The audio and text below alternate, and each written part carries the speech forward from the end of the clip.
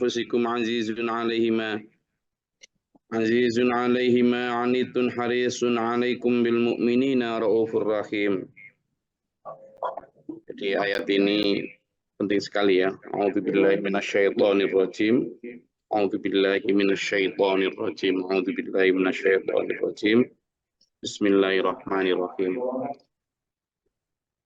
Jadi penegasan bahwa sudah datang kok Rasul kami kepada kalian itu sudah datang. Sudah. Tidak ada satupun sudut bumi yang tidak didatangi atau tidak dianugerahi oleh Allah Rasul. Itu yang perlu dicatat. Karena memang Allah sudah berjanji bahwa walikulli ummatin rasul. Pada setiap umat itu pasti ada rasulnya, pasti ada utusannya. Itu ya. Nah, utusan-utusan itu macam-macam jenisnya. Ada yang seperti seorang nabi, ya, artinya memang diutus hanya satu kaum saja, atau ada juga yang diutus untuk bangsa yang lebih besar. Tapi ada juga yang diutus untuk seluruh alam seperti Nabi Muhammad SAW. Tapi yang pasti, Allah pasti mengutus. Tidak mungkin Allah membiarkan ada satu kaum yang tidak diutus seorang Rasul.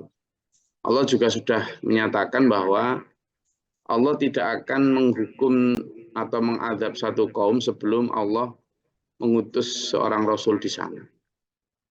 Hatta naba'atha rasulah.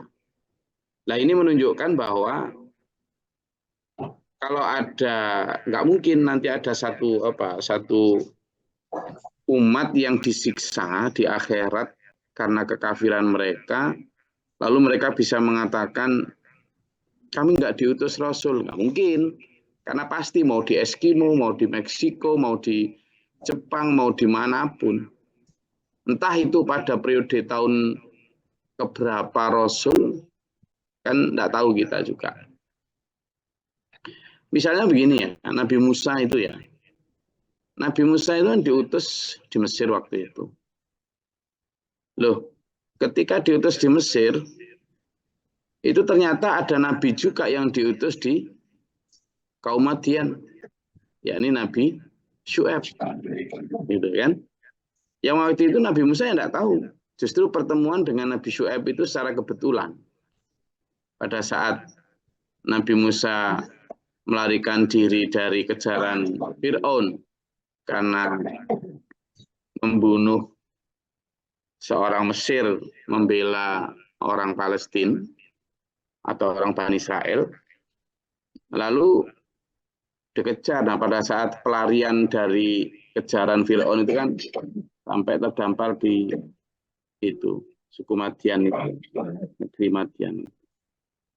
Lalu menolong ada dua perempuan, dua gadis yang tidak kebagian antrian ngambil air. Nabi Musa menolong si dua perempuan itu sampai membawakan air ke rumah. Maksudnya menolong sampai kemudian diundang ke rumah maksud saya.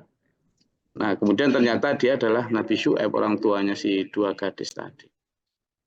Nah, artinya dua tempat yang berbeda, bisa jadi ada nabi yang berbarengan, tapi tidak saling tahu. Bisa jadi. Atau berbeda tempat dan berbeda nabi, berbeda bahasa, dan sangat mungkin juga berbeda syariat. Nah, itulah yang kita harus pahami. Cuma syariat satu dengan syariat yang lain itu saling menasah, memansuh istilahnya. Kata Allah dalam salah satu surah sebutkan a'udzubillahi minasyaitonirrajim ma nansakh min ayatin aw nunsiha na'ti bi khairin minha aw mithliha. Jadi apa yang kami hapus satu ayat atau satu hukum dengan kami ganti dengan hukum yang lain itu bisa jadi penggantinya itu lebih baik atau bahkan sama, tapi beda konteks. Nah, itu sebagai prolog ya, ayat 128 surat At-Taubah ini. Nah, di surat 102, ayat 128 ini justru menegaskan, sudah kok kami utus. Nah, ini konteksnya adalah konteks di masa Rasulullah Muhammad SAW. Sudah kami utus, kata Allah. Sudah kami utus, sudah diutus, sudah datang kepadamu, Rasul kami. Dan itu hebatnya, kasih sayang Tuhan itu, min anfusikum. Umat itu, Rasul itu dari kalangan kalian sendiri. Lah fungsinya apa diambilkan dari kalangan kalian sendiri? Supaya kalian tahu track record-nya. Supaya kamu itu benar-benar enggak beli kucing dalam karung. Kamu tahu betul dia. Apakah dia pembohong, apakah dia itu dulu pernah cacat hukum, cacat moral, cacat akhlak, cacat agama, cacat sosial atau enggak. Kamu tahu. Gitu. Justru hebatnya di situ. Ya. Dari bangsamu sendiri, dari kalanganmu sendiri. Kalau di sini disebut min anfusikum, dari dirimu sendiri, maksudnya dari kaummu sendiri. Dan memang sengaja begitu dipilih. Gitu. Supaya orang yang bangsa atau umat yang ditempati turunnya Rasul, itu punya modal untuk percaya, punya modal untuk beriman. Kalau misalnya ya, yang diturunkan di Mekah waktu itu bukan Nabi Muhammad, tapi orang Jepang gitu, kan susah. Atau orang Arab tapi dari suku Badui atau apa, maka orang Mekah kan makin susah untuk percaya karena beda adat, juga mungkin tidak tahu track record-nya. Nah ini diambilkan Allah dari bangsanya sendiri. Gitu loh. Jadi kami utus Rasul dari bangsamu sendiri. Kamu mengetahui Rasul itu, ya mengetahui Rasul itu seperti kamu mengetahui anak kamu sendiri. Gitu, mengenal anak kamu sendiri atau anak kamu atau keluarga kamu. Gitu. Jadi coba dibuka di surat Al-Baqarah ayat 146. Monggo.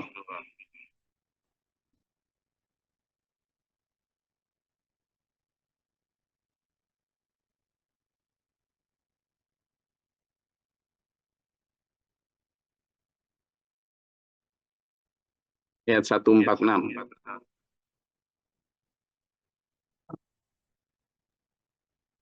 A'udzu billahi minasyaitonir rajim. Bismillahirrahmanirrahim. Al-Baqarah, surah Al-Baqarah 146. Orang-orang yang telah kami beri kitab Taurat dan Injil mengenalnya Muhammad seperti mereka mengenal anak-anak mereka sendiri. Sesungguhnya sebagian mereka pasti menyembunyikan kebenaran, padahal mereka mengetahuinya. Shadaqallahul adzim.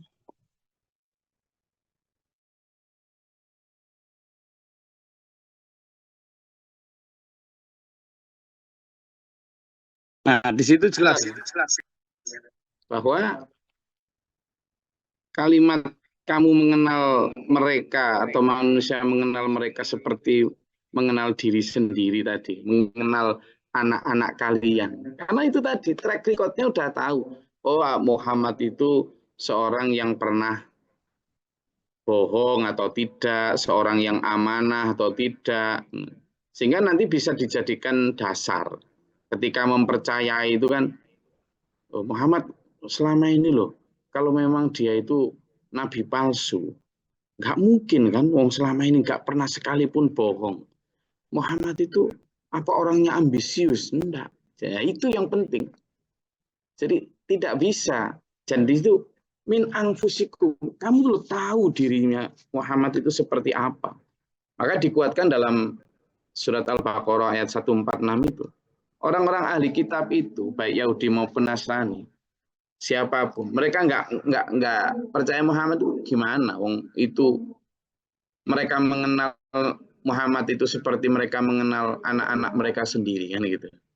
Tahu betul lah, orang Jawa bilang tahu watak wateke watuknya itu lo tahu. Jadi watuknya itu ketika watuk itu maksudnya apa itu lo tahu gitu.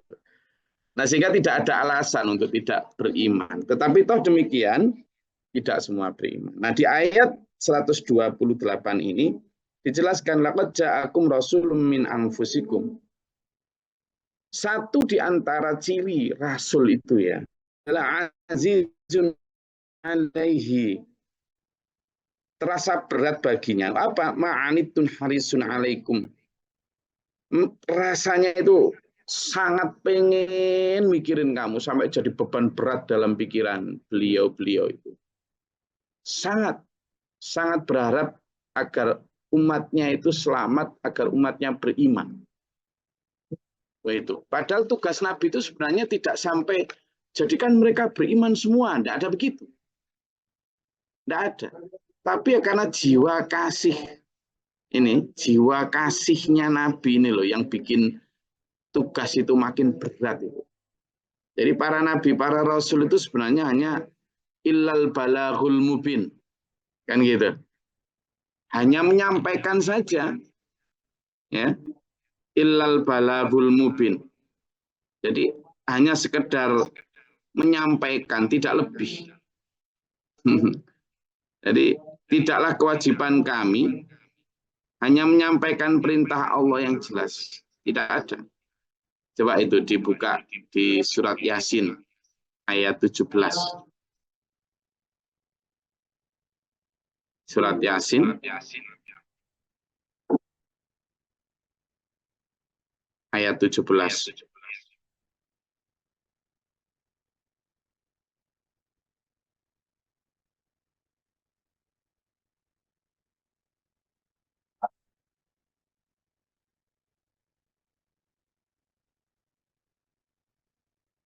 Sudah.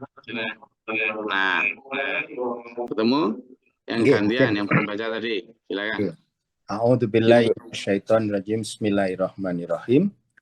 Dan kewajiban kami hanyalah menyampaikan perintah Allah dengan jelas. Shadaqallahul adzim. Itu. Jadi kewajiban Nabi Rasul itu hanya menyampaikan dengan jelas. Wes. Tidak diwajib. Jadi tugas Rasul itu tidak diwajibkan untuk membuat umat itu beriman, tidak diwajibkan membuat orang itu selamat semua. Kan itu bukan tugas, bukan wewenang dan bukan kemampuan Nabi. Itu adalah milik Allah.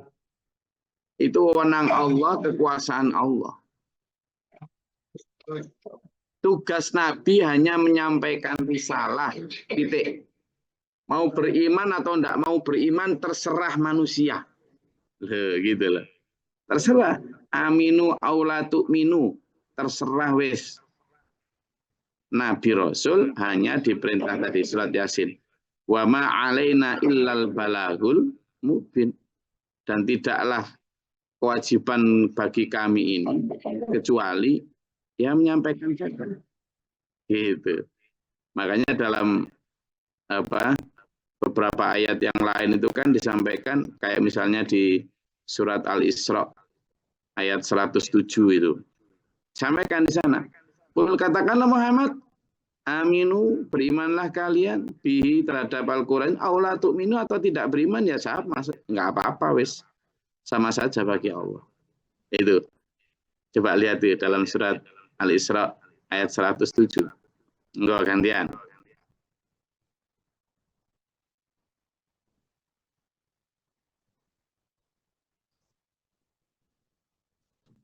Ketemu? Al-Isra ayat 107. Silakan Mas Randy. Bismillahirrahmanirrahim. Katakanlah Muhammad, berimanlah kamu kepadanya atau Al-Quran atau tidak usah beriman sama saja bagi Allah. Sungguhnya orang yang telah diberi pengetahuan sebelumnya, apabila Al-Quran dibacakan kepada mereka, mereka menyungkurkan wajah, bersujud. Shadaqallahul adzim. Iya, jadi tugas Rasul itu hanya katakan Muhammad, Aminu, berimanlah kalian. Aula tu'minu atau tidak beriman, sama saja bagi Allah. Jadi bagi Allah sama saja, tidak ada keuntungan apapun, tidak ada apa ya, tidak ada satu, tidak ada. Yang butuh itu kita itu kepada Allah. Terhadap perahu keselamatan itu yang butuh kita. Cerewet ya tertinggal gitu loh. Nah itu yang harus jadi apa, pedoman kita, bahwa hanya kita yang percaya.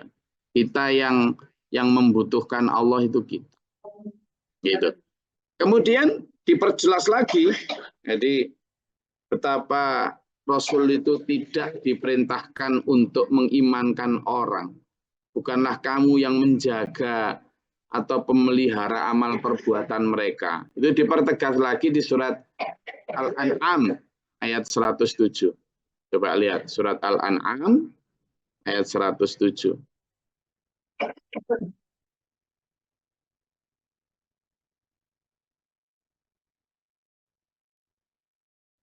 Sudah? Gantian yang tadi belum baca. Enggak, biar kebagian barokahnya Al-Quran. Karena kita membaca dan mempelajarinya. Ya, gantian. Al-An'am ayat 107. Artinya saja yang tadi belum baca. Monggo. Siapa yang sudah ketemu?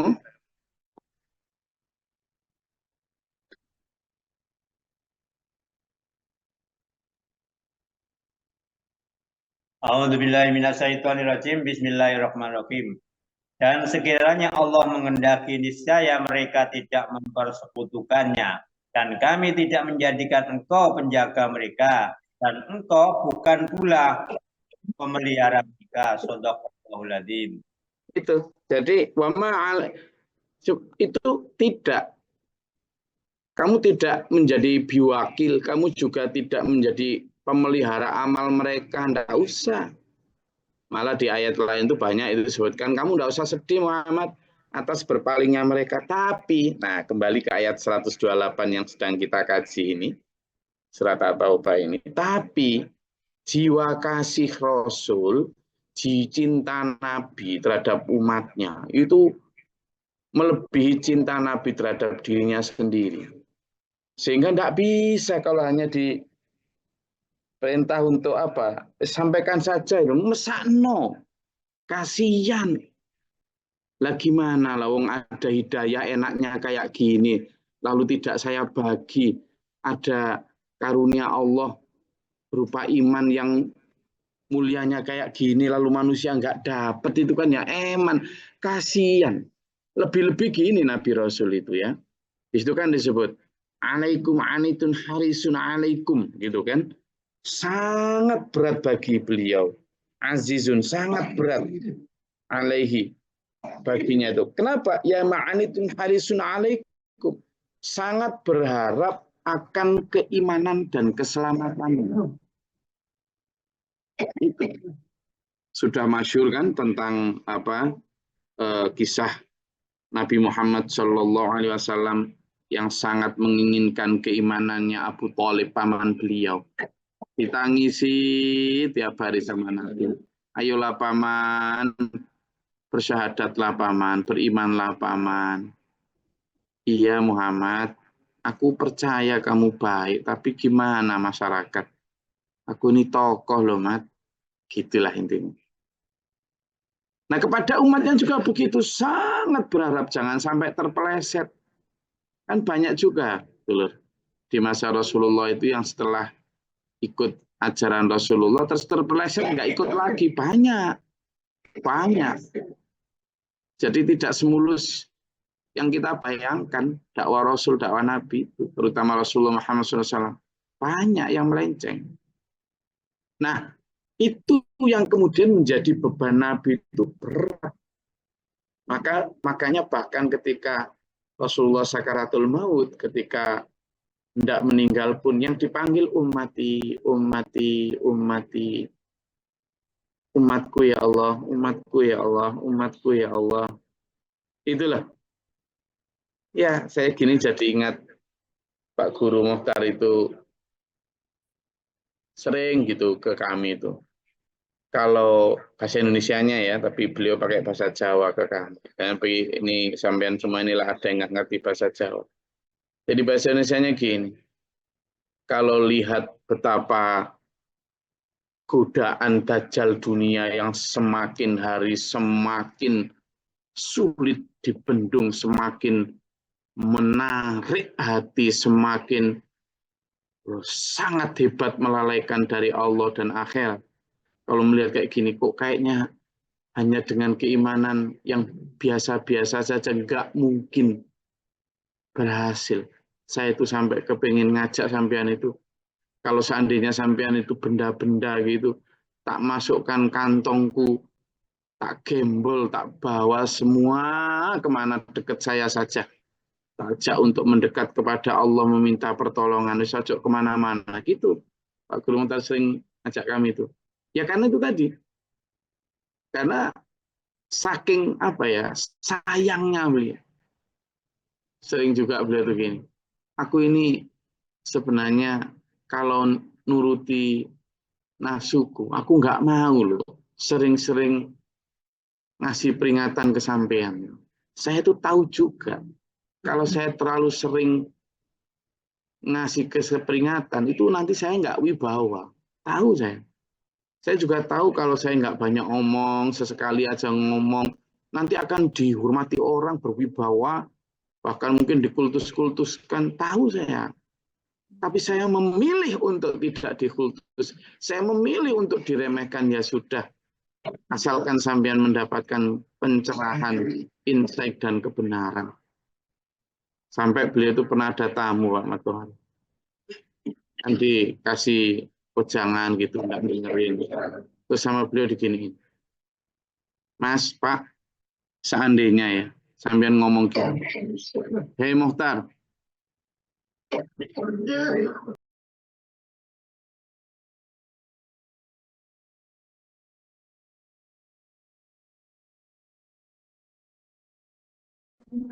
Jadi di bawah itu sambil duduk gitu, beliau itu tahu gini ke tamu itu. Gini Pak, seandainya sampean ngomong sama saya gini, wahai Muhtar, aku mau dengerin dan mau ikut ajakan baikmu itu, tapi kamu cium kakiku. Loh, seandainya saya ngomong gitu, demi keselamatan sampean, tak cium kaki sampean. Loh gitu sampean. Yang itu saya masih belum bisa. Merendahkan hati sedemikian rendahnya hanya demi tercerahkannya bangsa itu. Saya itu kadang masih sering kalau ada yang galong aja aku, wis gloris sekarang gini gitu. Hati saya, galong aja gak iya wis. Lah apa aku kayak gitu. Nah butuh apa aku ambek raimu kan gitu kadang gitu ya mikirnya. Tapi jiwa Nabi Rasul nggak kayak gitu ya, karena itu memang saya bukan Nabi Rasul, belum mampu ke arah sana ya. Kalau saya itu kan kadang masih, loh, aku loh minta apa sama kamu? Kok kamu ngasih syarat aku kayak gitu? Oh, aku ngajar ngaji juga nggak minta apa-apa sama kamu, kok pakai gaya-gaya memboikot aku. Tak boikot balik, emang butuh apa aku sama kamu kan gitu. Tapi Nabi Rasul nggak gitu tuh loh. Nabi Rasul nggak gitu. Bahkan Umar bin Khattab yang hari-harinya itu kesana kemari bawa pedang untuk membunuh beliau pun didoain. Kaum dari negeri Taif yang jelas-jelas didakwai, meludahi Nabi, ngelempari batu, sampai Nabi berdarah. Nabi Jibril datang, ya Muhammad, mau aku dan memang diperintahkan Allah taat sama kamu. Seandainya kamu perintahkan aku menumpahkan gunung Uhud itu ke negeri itu, tak tumpahkan sekarang. Kata Nabi, jangan Jibril. Allahumma hdi qaumi fa innahum la ya'lamun. Ya Allah, berikanlah hidayah kepada umatku itu. Mereka begitu karena tidak tahunya. Itu. Jadi, nah para nabi, para rasul itu seperti itu. Nah kita harus meniru begitu. Bahkan bil mu'minina raufur rahim. Dan mereka itu, para nabi Rasulullah SAW itu amat penyayang terhadap umatnya. Sangat penyayang. Nah kita ini sebagai penerus para nabi, para rasul, ayo mulai belajar itu. Saya sendiri masih belum mampu. Belum mampu. Nah, makanya ngajak sampean ini. Saya pernah diajak praktek itu, dulur, sama Abi Mukhtar, Pak Guru Mukhtar. Jadi tahun 69, 66, 67, 69 itu kan beliau itu dicaci maki, dihina, difitnah, ngaku jadi nabi. Sampai beliau di penjara itu waktu itu, sampai saking fitnahnya manusia-manusia itu. Padahal beliau tidak pernah ngajarin begitu. Nah, sampai pondok ini semua muridnya, santrinya diusir, naik ke masjid tanpa sepatu. Wah, semua pokoknya. Nah, ada beberapa oknum orang-orang itu yang memang motor provokatornya itu. Ketika keadaan meredah, semua fitnah tidak terbukti, tapi mereka masih tetap membenci begitu. 30 tahun kemudian, ketika saya sudah sekitar umur berapa ya, mungkin 30, 20, 27, 30 lah. Nah itu orang-orang provokator itu sakit semua itu. Ada yang kena kanker, ada yang kena semacam-macam lah. Pokoknya nggak bisa keluar sudah. Nah kami dipanggil sama Abi Mukhtar itu. Gus, kok saya dengar si A, si B, si C, si D itu sakit. Dalam hati saya. Dalam hati saya ini. Bongkok, mati mona kayak gitu kan. Begitu, tapi kata beliau ojo ngono Gus. Saya padahal belum ngomong. Jangan gitu. Sekarang mereka begitu ya karena enggak tahu. Sekarang kamu pinjam mobil, waktu itu kita belum punya mobil. Kamu pinjam mobil, lalu jemputi orang-orang itu, izin sama keluarganya, bawa ke rumah sakit paling mahal di Surabaya. Nanti obatkan di sana. Kemudian setelah diobatkan, kalau mereka minta makanan yang paling enak atau beli apa, belikan. Jadi kami itu ya memang kami masih jahiliyah ya, belum bisa ya. Jadi kami sami'na wa ata'na taat, tapi ya dengan pinjam mobil sambil gerundel hati itu ya. Sambil, tapi ya taat aja kita jalin, kita jemputi selalu, kaget mereka. Nangis mereka. Tapi kita bawa ke rumah sakit. Setelah itu, pas waktu pulangnya itu, kita jemputi juga itu, terus sesuai amanah Nabi itu diperintah untuk membawa ke mandok. Ada yang minta itu loh, minta makanan yang di TV-TV itu loh, medi apa itu loh. Lama kita apa medi itu, ternyata McD.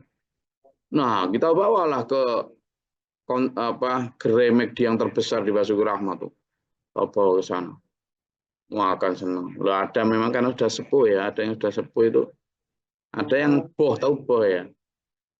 BAK di situ itu di tempat duduk itu, sehingga Mbak Aziz kakak saya yang paling tua itu sambil ngepel itu ya, dalam hati ini orang yang dulu ngusir ibuku segala macam, dalam hati tapi sambil nangis itu Mbak Aziz itu. Nah hal-hal semacam itu yang harus kita teladani. Pak Guru Mukhtar meneladani dari Rasulullah Muhammad SAW betapa memang itu bukan hanya untuk diceritakan cerita para nabi di masa lalu itu, tapi untuk diteladani sampai saat ini.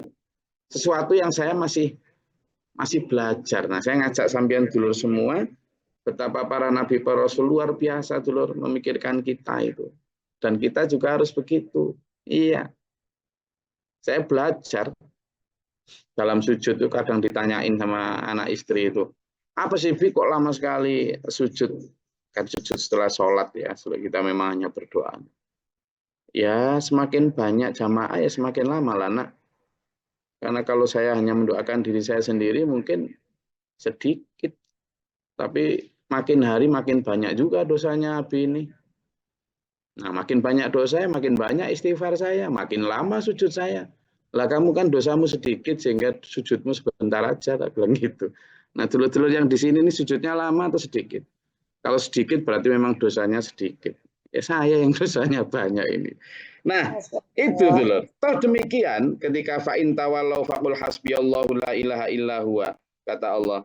Tapi jika mereka berpaling Muhammad, maka katakanlah cukuplah Allah bagiku dan tidak ada Tuhan kecuali Dia. Cukup, kamu nggak usah sedih Muhammad. Alaihi tawakkaltu wa huwa rabbul arsyil azim, dan kepada Allah lah kita bertawakal, pemilik segala keagungan, pemilik singgasana arsy yang agung. Itu untuk meredahkan hati Rasul, yang waktu itu sering sedih karena ada yang berpaling, ada yang pergi dari jamaah, ada yang macam-macam ya.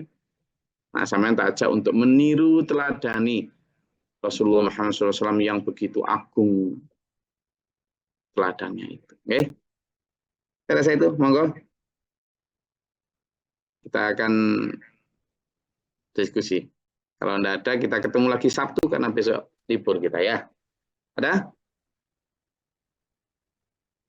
Ya, Mas Slamet, ada yang mau sampaikan? Maaf, Atau siapa? sempat sebentar. Oh, kepencet.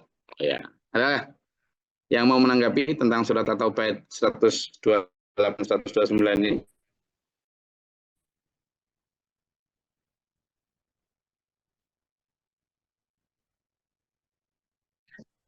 Ada, Gus. Nggih, Pak Idul. Ini kan turunnya kan dulu. Kagum-kagum. Kalau sekarang gimana, Gus? Kayak ini. Loh, lah tadi sudah tak kasih contoh yang sekarang. Nah, Iya. ya berarti yang mujadid itu berarti yang sekarang. Oh, jadi gini, ini kan jiwa Rasul, jiwa Nabi ya. Saya sering sampaikan, Nabi Rasul, Nabi itu berhenti di masa Rasulullah Muhammad SAW. Sebagai penutup para Nabi adalah Nabi Muhammad SAW. Selanjutnya, hamba-hamba Allah yang dipilih Allah untuk melakukan tugas membina umat, itu disebut mujadid. Rasul sendiri yang menyampaikan itu. Bismillahirrahmanirrahim, dawuh Rasul, yub'atsu ala kulli ra'sin mi'atin sanatin mayujadidu li hadhil ummati amradiniha. Akan dibangkitkan tiap penghujung 100 tahun seorang mujadid, seorang pembaharu, man yujadidu, mayujadidu. Seorang yang memperbaiki li hadhil ummah, untuk umat ini, amrodinya dalam urusan agamanya. Karena agama itu rusak sesuai dengan sabda Nabi di masa hidup. Beliau bersabda kepada para sahabat ba'da Isya itu, perhatikan olehmu 100 tahun sepeninggalku, kamu tidak akan menemukan orang-orang sebaik kamu ibadahnya. Umat itu ibadahnya kayak ayaan kulit syair, kulit kurma, jadi hanya tinggal kulit, tidak ada isinya. Lah rusak 100 tahun, tapi kemudian Allah setiap 100 tahun juga membangkitkan seorang mujadid. Kalau sepeninggal Rasulullah ada 15 abad, 1500 tahun, berarti minimal ada 15 mujadid harusnya. Nah itu. Beliau bukan dari golongan Nabi, bukan dari golongan Rasul, tapi beliau adalah pelanjut, penerus, dan pembaharu untuk memurnikan agama agar kembali murni seperti di masa Rasulullah Muhammad SAW. Jadi orang itu satu di antara cirinya ya harusnya ini.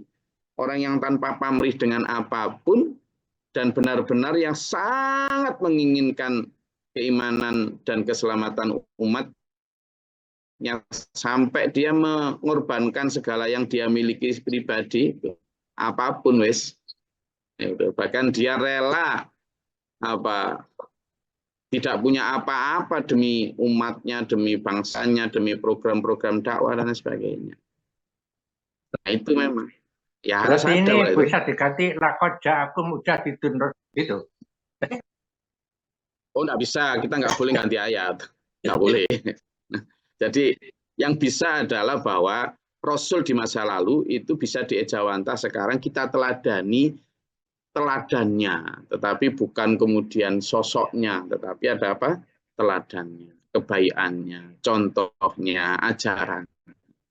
Sementara sosok mujadid tadi memang dipilih Allah langsung, dan ya kita harus benar-benar cerdas dan minta kepada Allah untuk menemukan sang mujadid dan mengikutinya, karena di antara sekian juta orang yang ngaku mujadid ya hanya satu tentunya gitu ya, yang asli betul dari Allah.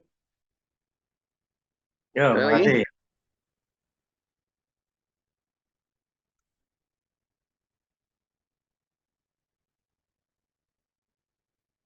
Ada yang mau diperjelas? Oke.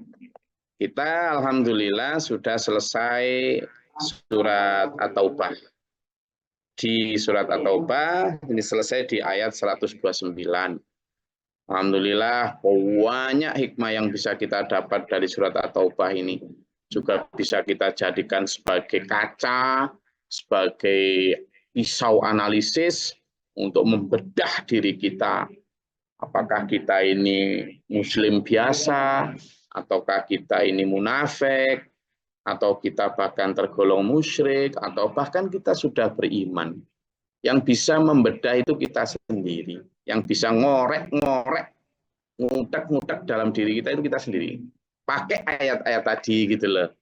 Makanya saya harap dulur-dulur sabar ya ngaji di sini itu.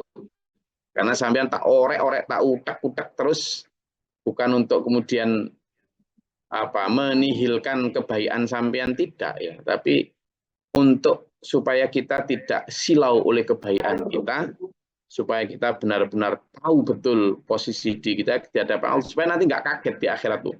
Karena banyak nanti di akhirat itu orang kaget. Loh, saya itu baik loh ya Allah. Lah kok sini catatannya jelek? Jangan sampai gitu. Karena kalau sampai nanti ketemu catatan di sana ternyata kita jelek, padahal kita selama ini merasa baik, udah nggak bisa ngulang tuh. Tapi kalau di sini kita berhasil bersama-sama ngaji dan tahu kita ternyata jelek, itu enaknya. Jadi ngaji bersama di kita ini, meskipun kadang terasa agak pahit, agak ekstrim, agak radikal ya, agak kejeron ya, keduren. Enggak lah, enggak apa Pak Jo. Biasanya sebutannya apa sama dihina-hina apa itu ngaji apa itu kejeron ya, kedalaman. Itu enggak apa-apa, yuk kita sabar ya, karena memang fungsi Al-Quran itu adalah untuk mengaduk-aduk kita, mengayak kita, menyeleksi kita. Siapa sih sebenarnya diri kita? Bukan untuk menyeleksi orang lain lah ya, diri kita. Banyak sampean penting untuk kalau ngaji kayak gini, ngajak anak, ngajak istri, supaya satu frame, supaya dengar bareng. Karena kadang sampean kalau nyampaikan sendiri kan belum tentu bisa, ya kan? Nah, ngajak bareng, supaya satu frame. Nanti kalau satu keluarga itu satu frame, wah enak. Ya, semoga Allah merahmati kita, amin.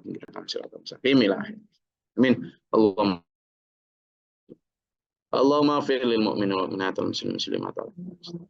Allahumma atina fi man hadaita wa afina fi man afa'ta wa lana fi man tawallait wa barik lana fi ma ata'ta wa qina syarra ma qadait fa innaka taqdi wa la yuqda alayka. Astaghfiruka wa atubu ilaika wa sallallahu. Allahumma dafa'na al-bala wal wafa wa qadal hastina min syarri. Rabbana wa la taj'alna fi qawmin zalimin Allahumma rafa'na darajatana. Rabbana wa nafaqtu bina ma'a syahidin rabbana la tuzigh qulubana ba'da idh hadaytana. Rabbana la tahmilna ma la taqata lana bihi wa qina adhaban nar.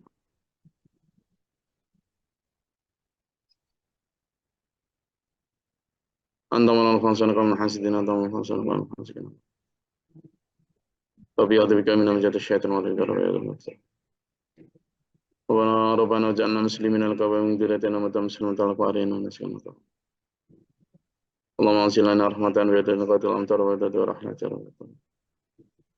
Allahumma afriq lana sabra wa sabbit imana wa fansana qawmin kafirin. Allahumma fatir samawati wal ardi alimul ghaibi wasyahadati rabbul kulli wa syahadati. A'udzu billahi min jadil bala wal badar ki syaqasil wa syamatatil a'da Allahumma sallallahu alaihi wa sallam. Rabbana atina fid dunya hasanah wa fil akhirati hasanah wa qina adzabannar. Innaka antas samiul alim Allahu la yudaddu sudur masal min ibadina Allahu la kulli syai'in qadir.